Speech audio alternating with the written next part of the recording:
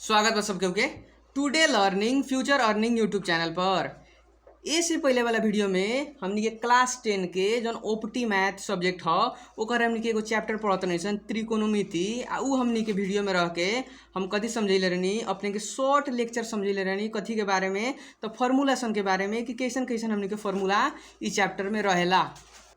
ल त आजू के वीडियो में रह के हमनी के ये जौन फार्मूला पढ़ले रहनी सन ओकर हमनी के देखल जाए कि और कैसन कैसन फार्मूला हो सकता था। कालू तक ले हमनी के फार्मूला योगफल संबंधित सूत्र लिखवैले रहनी, वही करके अंतर संबंधित सूत्र लिखवैले रहनी जौन कहले रहनी कि 10 क्लास ला अपने के इम्पोर्टेंट बा। फार्मूला कथी कथी रहे अपने के साइन ए प्लस बी रहे, वही करके कॉस ए प्लस बी, वही करके टैन ए प्लस बी, वही करके कट ए प्लस बी आ ठक्के उहे जौन प्लस में रहे ओकरे हमनी के माइनस में लिखवैले रहनी सन। ल तो सबसे पहले आजू के वीडियो में रह के हमनी के एगो कंसेप्ट जाने के पड़ी जेकरा के हमनी कहल जाला टेबल। इ टेबल के हमनी के मान याद रहे के पड़ी। तो मान कैसन कैसन होकेला तो अपने के मान जौन होकेला नु कि तो 0 डिग्री के होकेला, कि तो 30 डिग्री के होकेला, कि तो 45 डिग्री के, ना तो 60 डिग्री के, वही करके 90 डिग्री के मान हमनी के होकेला। 90 डिग्री तकले मान रहेला। तो हमनी के सबसे पहले अपने के पता रहे के पड़ल कि एकर मान हमनी के कितना कितना हो कितना कितना होकेला। एगो 0 डिग्री में होकेला, एगो 30 डिग्री में होकेला, तीसरा का हमनी के 45 डिग्री में होकेला, वही करके 60 डिग्री आ वही करके 90 डिग्री में हमनी के मान होकेला। कथी कथी के होकेला तो जान कालू हम लिखवैले रहनी अपने के साइन थीटा, कॉस थीटा, टैन थीटा, कॉट थीटा, सेक थीटा, वही करके कॉसेक थीटा। तो ये सब के हमनी के मान होकेला। आ अपने के कमती में अपने के 0 डिग्री से लेके 90 डिग्री के मान याद हो कहीं के पड़ल तबे जाके हमनी के इजी तरीका से हमनी के जौन त्रिकोणमिति बा वो हमनी के सोल्व करल जा सकता। एकरा ऊपर भी अपने के मान होकेला जेंगे अपने के 120 डिग्री वही करके जितना भी मान दे सकता है। 3 से 60 तक ले राउंड होकेला, माने 360 तक ले हमनी के ना चाहिए। कमती में अपने के 0 डिग्री से लेकर 90 डिग्री तक ले मान याद रही नु तो अपने इजी तरीका से त्रिकोणमिति कर सकतानी। तो लो तो सबसे पहले मान लिखे के दौरान सबसे पहले हम साइन पर गईनी। तो साइन अपने याद करेम केंगे तो लिखम कहेम कथी कि साइन 0 डिग्री के मान कितना, तो साइन 0 डिग्री के मान 0 होकेला। वही करके साइन 30 डिग्री के मान कितना, तो साइन 30 डिग्री के मान 1/2 होकेला। वही करके साइन 45 डिग्री के मान कितना, तो साइन 45 डिग्री के मान 1/√2 होकेला। वही करके साइन 60 डिग्री के मान कितना, तो साइन 60 डिग्री के मान √3/2 होकेला। वही करके साइन 90 डिग्री के मान कितना, तो साइन 90 डिग्री के मान 1 होकेला। लो तो जब अपने के साइन के एगो पता रही नु तो अपने लगभग हरेक के मान पता लगा सकता नहीं। माने अपने अगर साइन के याद बा साइन 0 डिग्री के 0, वही करके साइन 30 के 1/2, साइन 45 के 1/√2, साइन 60 के √3/2, साइन 90 के 1। अगर इतना अपने के याद बनू तो अपने कॉस भी बहुत इजी तरीका से निकाल सकता नहीं। अब कॉस निकालला कथी करे के पड़ी तो एकरा के सीधा उल्टा देम। कहे के मतलब सबसे लास्ट में कथी बा 1 बा तो 1 है जान लिखेम। कथी के निकालता नहीं हमने कॉस के निकालता नहीं। तो कॉस के निकाले के दौरान हमनी को उल्टा लिखल जाई। सबसे लास्ट में है 1 बा तो ये हमनी के फर्स्ट में चल आई। तो कॉस 0 डिग्री के मान 1 हो जाई। वही करके अगर कॉस 30 डिग्री के निकाले के बा अगर अपने के साइन के पता बनू तो साइन 60 के मान कॉस 30 के होकला, मतलब उल्टा 1 तो लिखाइए गई। अब उल्टा कौन आयल 1 के बाद कथी है √3/2 तो अपने लिखे √3/2। ये कथी के मान हो गई अपने cos 30 डिग्री के मान √3/2 का एक मतलब उल्टा। वही करके अब cos 45 डिग्री के मान निकाले के बनू तो cos 45 डिग्री के मान कितना हो जाई तो अपने कुछ ना हई लिखाइए गई बाँचल है नु तो उ हमनी के उल्टा लिखता नहीं सन। तो पहले हई लिखाइल ओकरा बाद हई लिखाइल अब हई लिखाई कहे के मतलब 1/√2। तो अपने समझ सकता नहीं कि साइन 45 डिग्री के मान 1/√2 होकेला। वही करके cos 45 डिग्री के मान 1/√2 होकेला। ओकरा बाद कथी आवे के पड़ल उल्टा देखत नहीं सन तो 1 आ गइल, √3/2 आ गइल, 1/√2 आ गइल, बाँचल कौन 1/2। तो 1/2 जौन बानू उ हेजन लिखाई कहे के मतलब 60 में लिखाई 1/2। वही करके लास्ट पल बाँचल कौन, तो लास्ट पल बाँचल 0। तो 0 हमनी के फर्स्ट में बा, वो हमनी के ठक के लास्ट में लिखाई। तो हम एक अपने समझ सकता नहीं, साइन 0 डिग्री के मान, साइन 0 डिग्री के मान 0 होकेला, साइन 30 डिग्री के मान 1/2 होकेला, साइन 45 डिग्री के मान 1/√2 होकेला, साइन 60 डिग्री के मान √3/2 होकेला, साइन 90 डिग्री के मान 1 होकेला। एकरा के ठके पलटा देम उल्टा उल्टी, कहे के मतलब 1√3/2, 1/2 आ 1/2 आ 0 के 0 ल। तो अपने के इस ठके ही कॉस के बन गई। तो अपने समझ नहीं कहती कि कॉस 0 डिग्री के मान कितना, तो 1। अगर पूछे अपने से कॉस 0 डिग्री के मान कितना, तो 1। कॉस 30 डिग्री के मान कितना, तो √3/2। कॉस 45 डिग्री के मान 1/√2। कॉस 60 डिग्री के मान 1/2 आ कॉस 90 डिग्री के मान 0 होई। कहे मतलब अगर अपने के खाली साइन के याद बा तो ठकी अगर अपने उल्टा देता नहीं तो कथी के बन जाता, कॉस के बन जाता। इन अपने अगर साइन के याद रही तो साइन के अगर उल्टा के देख लेम तो अपने के कॉस के याद हो सकता।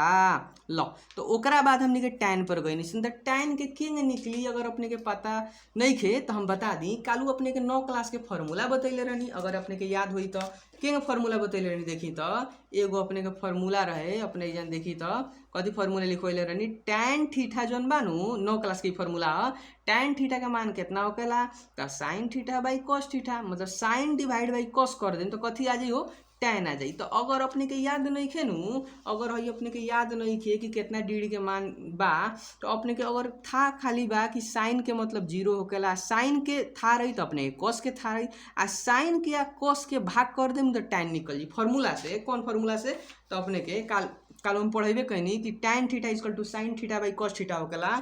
लो तो अभी के वीडियो में रह के एकरे मान है एथी के हेल्प से निकालें, ई फार्मूला के हेल्प से निकालेंगे tan theta equal to sine theta by cos theta होगा, तो केंगे अपने के लिख सकता नहीं। लो तो सबसे पहले हम टैन थीटा 0 डिग्री पर निकाले गई नी, तो टैन हमनी के टैन 0 डिग्री के निकाले के बाद तो ठीठे के ठाव में हमनी के 0 लिखाई। तो अगर अपने के टैन के निकाले के बाद सुनी तो जान, टैन 0 डिग्री के निकाले के बानू, टैन 0 डिग्री के, तो टैन 0 डिग्री के क्या निकाल सकता नहीं मान, तो टैन 0 डिग्री इक्वल टू अपने सिंपल फार्मूला बताई तो भल्लू बताई ना फार्मूला कथी रहा, tan theta equal to sine theta आ डिवाइड बाई कथी कॉस थीटा। तो थीटा के डाउन में अभी 0 बा, तो एक कथी लिख सकता नहीं, टैन 0 डिग्री कथी लिख सकता नहीं अपने, साइन 0, मतलब टैन 0 के निकाले के बाद साइन 0 आ डिवाइड बाई कथी हो जाए हमने के कॉस 0 डिग्री। तो अपने के साइन 0 डिग्री का अपने के मान पते बा, साइन 0 डिग्री का मान कितना बा अपने के, तो साइन 0 डिग्री के मान 0 बा, तो ये को 0 लिखी आ डिवाइडेड बाई कॉस 0 डिग्री के मान कितना, तो कॉस 0 डिग्री के मान कितना होता 1 बा। अपने देख सकता नहीं कॉस 0 डिग्री के मान, कॉस 0 डिग्री के मान 1 बा, तो जन अपने को 1 रखनी आ 0 डिवाइड बाई अपने 1 करे नू, तो अपने करके देखी कितना होता, देखी तो कितना होता 0 डिवाइडेड बाई 1, एक वैल्यू कितना आयल 0 आयल, तो जन 0 लिखाई। कहे के मतलब अगर अपने के साइन कॉस के था बा तो अपने टैन के भी निकाल सकता नहीं। टैन 0 डिग्री के मान कितना हो जाई, तो टैन 0 डिग्री के मान कितना आइल निकल के 0 आइल, तो हम टैन 0 के हम कितना लिखेम 0 ही लिखेम। लो ओकरा बाद में वही करके अगर टैन 30 के निकाले के बाद केंगे निकाल सकता नहीं। लो तो टैन 30 के निकाले पर लगनी अपने के बिल्कुल फार्मूला याद नहीं खे, ते पर भी अपने बिल्कुल इजी तरीका से निकाल सकता नहीं। एगो अगर फार्मूला याद बा तो टैन 30 के निकाले के बाद जेंगे टैन थीटा इक्वल टू साइन बाई कॉस होतर लो, वही अगर टैन 30 के निकाले के बाद तो लिखेम साइन 30 आ डिवाइड में कथी कॉस 30। लो तो सबसे पहले साइन 30 के मान कितना, तो साइन 30 के मान अगर अपने के पता बा तो साइन 30 के मान 1/2 होता आ कॉस 30 के मान √3/2 होता, तो उहे धलेम। तो साइन 30 के मान 1/2 आ डिवाइडेड बाई कॉस 30 के मान कितना, कॉस 30 के मान √3/2। अगर अपने के एक के पलटावे आवेला, कहे के मतलब भागा में बा गुना में करे आवेला, तो इजी तरीका से निकाल सकता नहीं। तो किंग गुना में होकेला अगर अपने के पता होई तो देखी सबसे पहले वाला जो डिजिट रहेला न हई बड़का हमनी के बट्टा कहाँ बा, बड़का भागा कहाँ बा, हई ह बड़का भागा हई ह तो एकरे के गुणा में चेंज करे के बा। तो जथी ऊपर देले रही नु तो ठके वही सराला कहे के मतलब कथी तो 1/2 लिख लेम 1/2। आ जौन हमनी के पलटे के बा कहे के मतलब बड़का ब्रैकेट जौन बा बड़का ब्रैकेट भागा में बा एकरा गुणा में करे के बा। तो गुणा में करेम नु तो जौन नीचे बा उ ऊपर चल जाई आ जौन हमनी के ऊपर बा उ नीचे चलाई। तो कथी कथी लिख सकतानी 2/√3 लिख सकतानी 2/√3। 2 नीचे रहल तो 2 ऊपर चल गई √3 अपने के ऊपर रहल √3 नीचे आ गल कटल कितना तो 2 कट गई तो बाँचल कितना 1/√3। तो 1/√3 कथी के मान हो तो अपने के भल बताई देनी कथी के मान हो tan 30 के। तो एकरा हेल्प से हमनी के लिखाइल बा कितना लिखाइल बा tan 30 के मान कितना लिखल जाला 1/√3।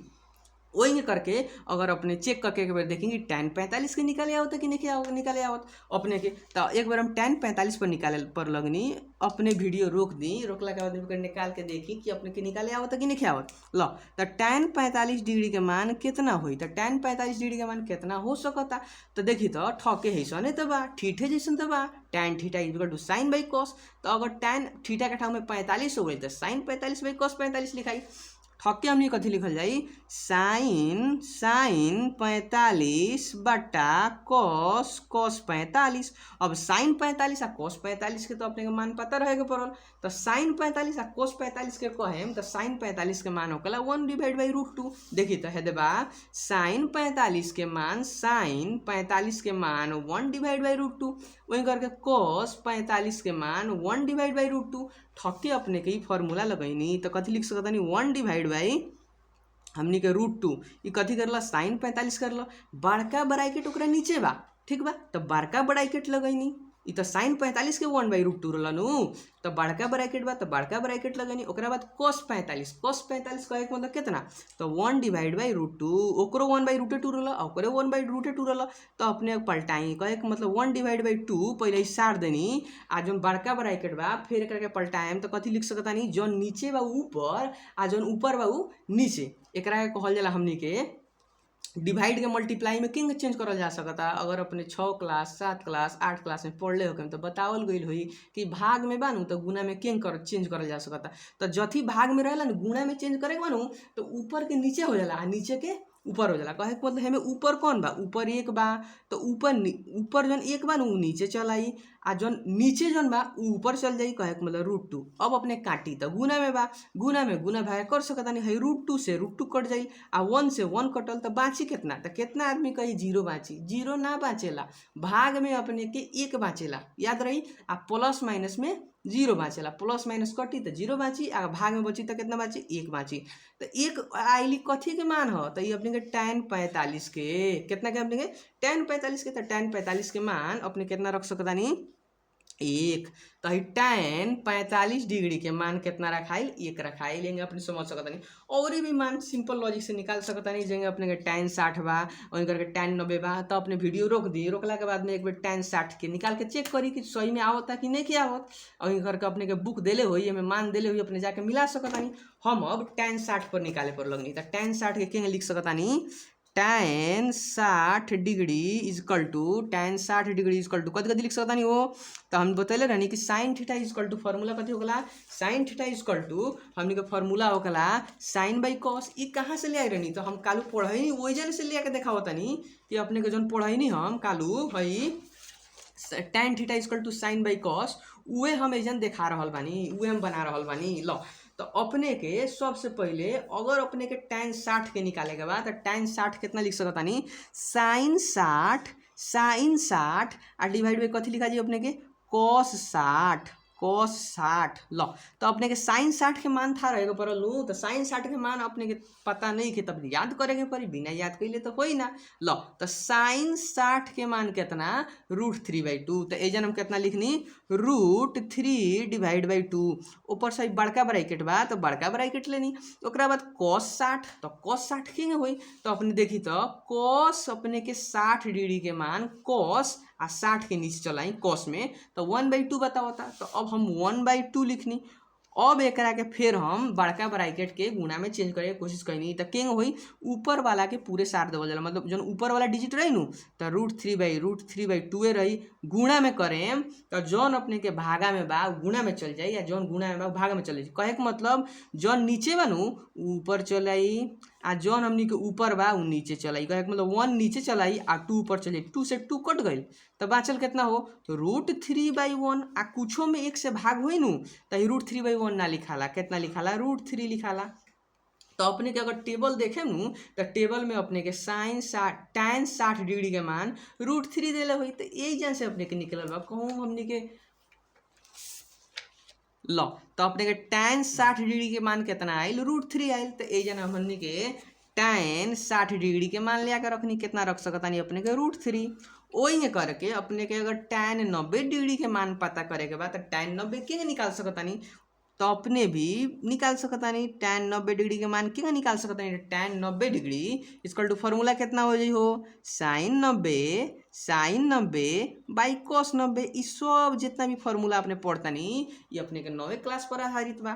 लो तो sin 90 के मान कितना cos 90 के मान कितना तो एजन देखी तो sin 90 के मान 1 बा आ cos 90 के मान 0 बा तो कितना कितना हो जाए हमने के sin 90 के मान 1 आ cos 90 के मान अपने के 0 तो 1 डिवाइड बाई अगर अपने 0 करें तो ध्यान दी कथी बताओ ता हमने के 1 डिवाइड बाई 0 करें तो कितना वैल्यू है। अब देखें नु तो हेजन ई देखा देवेला ई कहे के मतलब इरोर कहे के मतलब इन्फिनिटिव मतलब बहुत सारा बा मतलब काउंटे नहीं करल जा सकत ओकरा कहल जाला। तो देखी कुछो से अगर कोनो भी वैल्यू 0 से भाग होकेला नु तो इन्फिनिटिव पर पुग जाला आ इन्फिनिटिव के साइन केंगे लिखाला हेंगे लिखाला। कहे के मतलब एकर सीमा ही नहीं के कि कहाँ तक ले जाई ठीक बा ओकरे कहल जाला इन्फिनिटिव। तो इन्फिनिटिव हमनी के हेंगे लिखाला जौन 8 बा नु 8 के तंका ओने वाला मुंह तंका बड़का रही छोट रही तकरा के इन्फिनिटिव कहल जाला। कथी कहल जाला हो इनफाइनाइट भी कहल जाला इंग्लिश में इन्फिनिटिव समझ सकत नहीं अपने। तो लो तो tan 90 डिग्री के मान कितना आयल अपने के 1 डिवाइड बाई 0 तो इन्फिनिटी वाला एक मान ना होकेला अपने के समझी इन्फिनिटी मान होकेला। अगर अपने कहें सर अपने के 0 डिवाइड बाई 1 कहनी है तो 0 आयल ख तो देखी तो हमने के 0 डिवाइड बाई 1 करता नहीं तो एमे ई वाला शब्द आयल ख ई वाला अगर कोनो कैलकुलेटर में कहनू अगर साइंटिफिक में कहें तो वो लिखी साइन इरोर तो अपने समझ जाए कि इन्फिनिटिव हऊ मने। अब एजन देखी तो अपने के 0 डिवाइड बाई 1 करेम नु 0 डिवाइड बाई 1 तो 0 आई तो कहे मतलब इन्फिनिटिव नहीं देखावत मने अगर 1 डिवाइड बाई 0 करेम तो अपने के 0 तो देखाई मने हेजन देखी ई देखावता इरोर तो इरोर कहे मतलब इन्फिनिटिव। तो अपने के tan 90 डिग्री के मान कितना हुई इन्फिनिटिव हुई वही अपने के इन्फिनिटिव लिखाला। तो अपने याद करके बैठे कि हमनी के कोनो भी संख्या से अगर 0 से भाग होत बा तो ओकर मान कितना आवेला इन्फिनिटिव आवेला हर एक चीज में। ओकरा अलावा अब हमनी के ई tan के निकाल लेनी सन तो tan 0 डिग्री के मान 0 आ tan 30 के मान हमनी के 1 डिवाइड बाई √3 आ tan 45 डिग्री के मान 1 आ tan 60 डिग्री के मान √3 वही करके tan 90 डिग्री के मान अपने के इन्फिनिटिव रहल बा। लो तो अब हमनी के कथी डिस्कस कइल जाई अब हमनी के कट के निकालल जा सकता तो कट ला कोनो दिक्कत के बात नहीं के। देखी तो हम कालू जेंग प्रोसेस बतैले रहनी एगो बतैले रहनी साइन दूसरा का कॉस तीसरा का tan कट सेक आ कॉसेक बतैले रहनी उहे लाइन से लिखले बानी बिल्कुल। आ साइन के उल्टा कॉस होकेला आ साइन डिवाइड बाई कॉस करेम तो tan निकल गइल। अगर अपने के tan निकल गइल तो कट निकाले के बाद बिल्कुल हमनी के हड़बड़ाए के नहीं के सीधा उल्टा लिखे के बा कहेंगे जेंगे हमनी के साइन के सीधा लिखाइल ओकर उल्टा कॉस होत रह वही करके tan के अपने के जौन tan लिखाइल बनू अगर उल्टा करेम तो कट निकले तो कितना हो जाई अपने के कट 0 डिग्री के मान कितना तो कट 0 डिग्री के मान जौन है इन्फिनिटी बा कहे के मतलब लास्ट में बा वो हमनी के फर्स्ट में चलाई। वही करके कट अगर कहें कट 30 डिग्री के मान कितना कट 30 डिग्री के तो अपने के देखी तो tan के हमनी के उल्टा लिखत नहीं तो इन्फिनिटिव लिखा गई। ओकरा बाद कथी आयल √3 तो एमे हमनी के √3 लिखा जाई। वही करके अपने बात करें √3 पर पुगे गए रनिया तो अपने के 1 आ गई तो अपने के जन 1 लिखा जाए कहे मतलब ठीक ठक्के उल्टा लिखता नहीं। अगर केहू पूछी कट 30 डिग्री के मान कितना तो अगर कट 30 डिग्री के पता लगा अगर अपने के tan 60 के पता बा तो 60 के उल्टा हमनी के 30 होकेला तो 30 हमनी के √3 हो जाई। आ कट 45 डिग्री के मान कितना तो 1 होई हमनी के कैसे कि दोनों एक के पर आके हमनी के जुट जाता। वही करके अब अगर अपने के कॉट 60 डिग्री के चाहिए तो उल्टा देखी तो 1 के बाद कथी होता √3 ना 1 डिवाइड बाई √3 तो 1 डिवाइड बाई √3 तो कॉट 60 डिग्री के मान 1 डिवाइड बाई √3। वही करके कॉट 90 डिग्री के मान कितना तो कॉट 90 डिग्री के मान अपने के देखी तो हेन तले पुगर नियसन कौन बा चल 0 तो एजन अपने के 0 लिखा जाई।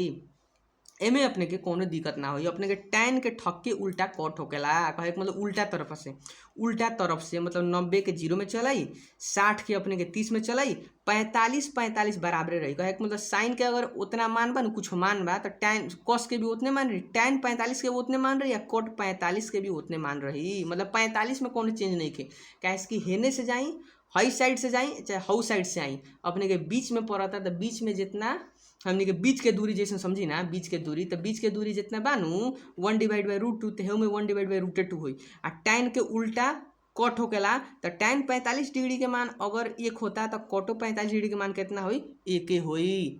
ल अब हमनी के चलल जाओ हमनी के कट तक ले तो हो गई। अब हमनी के सेक में चलल जाओ तो सेक 0 डिग्री के मान कितना अगर अपने के पता लगावे के बा तो अपने के तो था नहीं खे तो कितना मान पता लगा सकते हैं। सिंपल लॉजिक जाए जाओ कालू वाला हमनी के फार्मूला में कालू के हमनी के फार्मूला कथी को लिखोले रहनी सेक के देखी तो सेक के कहूँ फार्मूला बा में सेक के फार्मूला देखी तो कितना बा अपने के बतैले रहनी cos * sec = 1 तो सेक के फार्मूला कथी लिखोले रहनी सेक थीटा के फार्मूला 1 डिवाइड बाई cos थीटा कितना लिखाई हमने के 1 डिवाइड बाई cos थीटा तो ये हमने के हेल्प से और भी निकाल सकता रहो।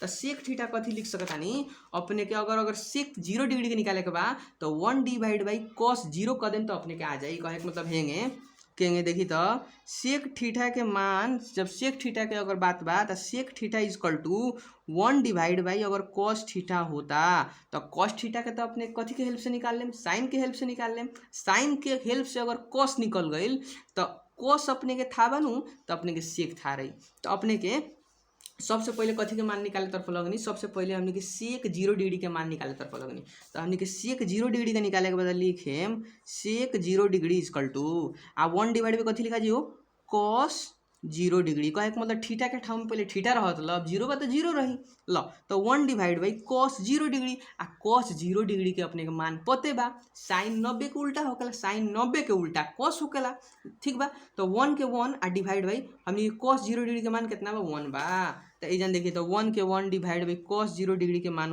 1 बा तो 1 से 1 में भाग हुई तो वैल्यू कितना आई तो वैल्यू 1 आई कहे के मतलब सेक 0 डिग्री के मान कितना बा 1 बा तो अपने ये लिख सकता नहीं सेक 0 डिग्री के मान कितना आई 1 आई। वही करके अगर अपने के सेक 30 डिग्री के निकाले के बता सेक 30 डिग्री के निकाल सकते नहीं देखी तो कॉपी में अपने के सेक 30 डिग्री के निकाले के बाद तो फार्मूला केंगे हो जाई सेक 30 डिग्री = हमने कथी लिखा जा सकता 1 डिवाइड बाई cos 30 डिग्री = आ 1 डिवाइड बाई cos 30 डिग्री तो cos 30 डिग्री का अपने के मान पते बा देखी तो कितना बा cos 30 डिग्री के मान √3/2 बा तो एजन अपने कितना लिख दी √3/2 लिख दी ल तो अपने के एजन देखी तो अपने के दिक्कत कथी हुई तो दिक्कत ये हुई कि अपने के पलटावे के था रहे बड़का ब्रैकेट केने बा कहे मतलब बड़का भागा केने बा हई ह कहे मतलब हई ह तो 1 के 1 सार आ जाई कितना आदमी का करेला 1 डिवाइड बाई √3 लिख दी या 2 के ऊपर ले जाई तो हमनी के गलती हो जाई। हमनी के हरदम ध्यान देवे को बड़का ब्रैकेट कथी बा तो बड़का ब्रैकेट हई ह तो 1 के 1 लिख देनी। अब हमनी के बड़का ब्रैकेट के हई बा नु के गुणा में चेंज करे के बा तो गुणा में चेंज करला जो नीचे बा ऊपर चल जाई आ जो ऊपर बा नीचे चलाई कहे मतलब 2 डिवाइड बाई कितना हो जाई √3 तो गुणा करें तो कितना हो जाई 2 डिवाइड बाई कितना हो जाए हमने के √3 कितना हो जाए अपने के 2 डिवाइड बाई √3 तो कथी के मान निकल गए अपने के सेक 30 डिग्री के मान कितना निकल 2 डिवाइड बाई √3 तो सेक 30 के लिख देनी कितना हो तो 2 डिवाइडेड बाई √3 वही करके हमने के सेक 45 डिग्री के अगर निकाले के पड़े तो क्या निकाल सकता नहीं ठके ये प्रोसेस सेक 45 डिग्री = 1 डिवाइड बाई cos कितना हो cos 45 1 डिवाइड बाई cos 45 तो 1 के 1 आ डिवाइड के डिवाइड है बड़का डिवाइड आ cos 45 के मान कितना तो cos 45 के मान अपने के पते हुई cos 45 डिग्री के मान 1 डिवाइड बाई कितना √2 तो एजन कितना लिया के रखनी 1 डिवाइड बाई √2 तो ठके अपने को वही पलटाई तो अपने को पलटाई तो कितना हो जाई 1 के 1 एगो लिखा जाई लिखैला के बाद में हमनी के जौन √2 रही 1/√2 गुणा में करेम तो ऊपर चल जाई। कितना कितना ऊपर चल जाई? √2 ऊपर चल जाई। आप देखे 1 कथी आ जाई? नीचे आ जाई। तो अपने 1 से गुणा करी आ 1 से भाग करी तो अपने के वैल्यू कितना आई? √2। तो √2 कथी के वैल्यू रहल? सेक 45 डिग्री के मान कितना? तो सेक 45 डिग्री के मान अपने के √2 रहल। तो अपने √2 लिख सकतानी सेक 45 के। अपने का सेक ह 45 डिग्री के मान √2। वही करके सेक 60 के भी निकाल सकतानी। अगर अपने के नइखे आवत, अपने के अगर आ रहल बा तो अपने के का करी, वीडियो को रोक दी। रोकला के बाद में सेक 60 के 90 के निकाल के देखेंगे निकलता कि नहीं निकलता अपने से, आ चेक भी कर सकते हैं। लो तो हम सेक 60 डिग्री पर निकाले तरफ लगनी। सेक 60 के फॉर्मूला कितना हो जाई? 1/cos 60 आ 1/, अब cos 60 के मान रख दी तो cos 60 के मान अपने के पते बा। cos 60 के मान साइन से निकलल। cos 60 के मान कितना बा? 1/2 बा। तो एजन कितना लिखे हम? 1/2। अब एजन पलटावे के हाल जाने के बोल 1 के 1 लिखी आ भागा में तो गुणा में कर दी। ठीक बा। आ गुणा में करेम तो है देखी तो बड़का भागा के नीचे वाला ही पलटेला। लो तो ठीक बा। तो 2 जौन बा नीचे बा, जौन ऊपर चल जाई, जौन ऊपर बा, ऊपर 1 बा वो नीचे चल आई। तो 2 में 1 से गुणा करेम और 1 से भाग करेम तो कितना आई? अपने के 2 आई। अब ई भी नहीं खेया तो अपने कैलकुलेटर से कर सकता नहीं। 1 से गुणा करी 1 से भाग करी, वैल्यू कितना आई? 2 आई। तो ये अपने के सेक 60 डिग्री के मान कितना? 2। वही करके सेक 90 डिग्री के अगर मान निकाले के बोले तो सेक 90 के मान कितना? लो तो ठके अपने के ये प्रोसेस कर सकता नहीं। देखी तो सेक 90 डिग्री के मान कितना? तो सेक 90 = 1/, कितना लिख सकता नहीं? cos 90 degree. तो 1/cos 90 मतलब कितना? लो तो cos 90 के मान कितना हो? 0। तो cos 90 के मान अगर अपने 0 धर देतानी, तो 1/0 हो गई। तो 1/0 के मतलब होकर अपने के बताइनी अब हल 1/ कुछो में अगर 0 से भाग हुई तो कथी हो जाई? अपने के इरोड देखावे लागल। इरोड देखावे लागल मतलब 0 ताव तो मतलब इरोड। तो एक मतलब कथी हुई? इन्फिनिटिव। इन्फिनिटिव के मान ना रहेला, कहे के मतलब इन्फिनिटिव असमान तक ले बा। कहवा एक मान जाके खत्म ही थाहे नहीं के। तो हमनी के सेक 90 डिग्री के मान कितना हो जाए? इन्फिनिटिव। ये हमनी के सेक 90 डिग्री के मान इन्फिनिटिव धर देनी। लो तो सेक हमनी के अब हमनी के सेक के कंप्लीट हो गई। सेक 0 डिग्री के मान 1, सेक 30 डिग्री के मान 2/√3, वही करके सेक 45 डिग्री के मान √2 आ सेक 60 डिग्री के मान 2 आ सेक 90 डिग्री के मान हमनी के कथी बा? इन्फिनिटिव। तो ठके अपनी के उल्टा देम नु तो कसेक के निकल जाई। कहे के मतलब जन सेक 90 डिग्री के मान बानू, कहे के मतलब उल्टा हमनी के कसेक हो जाला। सेक के उल्टा कसेक हो जाला। तो अपने कहे जौन हम के इन्फिनिटी बा वो इन्फिनिटी भेजा रख देम। वही करके 2 बा तो 2 हेजा रख देम। हमनी के पीछे में आवत नहीं तो इन्फिनिटिव 2, ओकरा बाद कथी रखेम? √2 आ ओकरा बाद √2 के बाद में कथी आयल? 2/√3 आ ओकरा बाद में कथी आ गई? 1 आ गई। लो तो सिंपल लॉजिक से अपने एक कहीं उल्टा देनी है। तो सेक 0 डिग्री के मान इन्फिनिटिव, सॉरी हमने कॉसेक 0 डिग्री के मान इन्फिनिटिव, वही करके कॉसेक 30 डिग्री के मान 2, कॉसेक 45 डिग्री के मान √2, कॉसेक 60 डिग्री के मान 2/√3 आ कॉसेक 90 डिग्री के मान 1। ये हमने के कॉन्सेप्ट रहा। तो अपने के बिल्कुल याद रहे के पड़ल। अगर अपने के याद नहीं खे तो कॉन्सेप्ट याद रहे के पड़े। केंग हम याद कोई नहीं है, कैसे कि एकरा अलावा जहाँ भी हमने के मान धरे कोई तो मान जब तक ले पता ना हुई जब तक हमने के क्वेश्चन करल इम्पॉसिबल बा। लो तो ओकरा बाद में हमको दूसरा का कॉन्सेप्ट तरफ लगनी। एगो और अपने कॉन्सेप्ट पढ़ावे के चाहें। ई रहा अपने कॉन्सेप्ट नंबर 1 जिसमें टेबल बताइनी कितना डिग्री में कितना डिग्री के कौन रहेला। दूसरा का हमने कॉन्सेप्ट में चल जाओ। लो अब हम कॉन्सेप्ट नंबर 2 पर गए। तो कॉन्सेप्ट नंबर 2 कथी बा? अपने के ये भी पता रहेगा पड़ल। आई ठक्के अपने के जथी हम पढ़े नहीं सी मैथ में ट्रिग्नोमेट्री में ट्रिग्नोमेट्री चाहिए ना, त्रिकोणमिति। तो त्रिकोणमिति में इतने आ जौन कॉन्सेप्ट नंबर 2 पढ़ावता नहीं उहे हमने के इंपॉर्टेंट बा और कुछ हमने के चहबे ना करेला। लो तो कथी नंबर कॉन्सेप्ट नंबर 2 बा? तो हई देखी तो एगो अपने के त्रिभुज रहेला, त्रिभुज जरा कहल जाला समकोणी त्रिभुज। ठीक बा। हमनी के समकोणी त्रिभुज देंगे हेकर 90 डिग्री के मान रहेला। हेकर हमनी के 90 डिग्री के मान रहेला। एकरा के इंग्लिश में कहल जाला right angle triangle, right angle triangle. अगर अपने नेपाली में बात करें तो एकरा कहल जाला समकोणी त्रिभुज। लो तो समकोणी त्रिभुज में कथी होखेला नु 90 डिग्री के जन ठक्के सामने रही देखी तो एकरा के सामने रही एकरा कहल जाला यॉच। ठीक बा। एकरा कहल जाला यॉच। आ ओकर ठक्के ओकर सामने रही कहे मतलब यॉच के है सामने। तो यॉच के सामने जौन पड़ी ओकरा कहल जाला पी। पी आ जौन बच जाई ओकरा कहल जाला बी। बी एकरा नीचे वाला कथी कहल जाला बी। कहे के मतलब यच 90 डिग्री के सामने यच रही, ओकर सामने पी रही, जौन बच जाई उ बी रही। अगर इंग्लिश में बात करें तो एकरा कहल जाला बेस, नेपाली में कहल जाला आधार।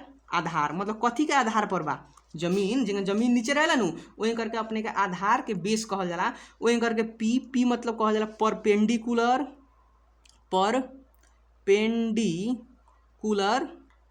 परपेंडिकुलर पी। आ वही करके एकरा कहल जाला लंब, नेपाली में कहल जाला लंब।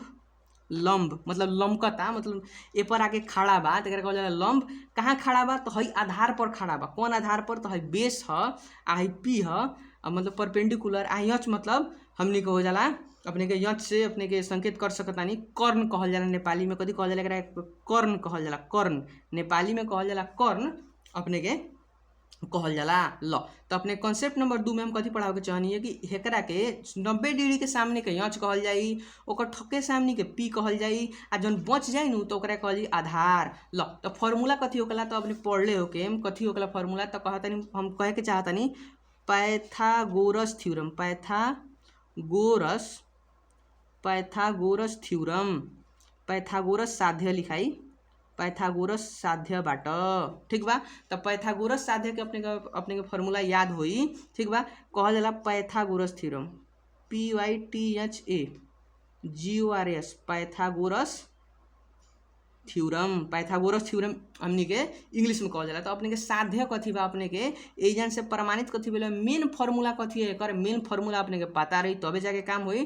तो मेन फार्मूला कथी है तो मेन फार्मूला अपने के ह यच स्क्वायर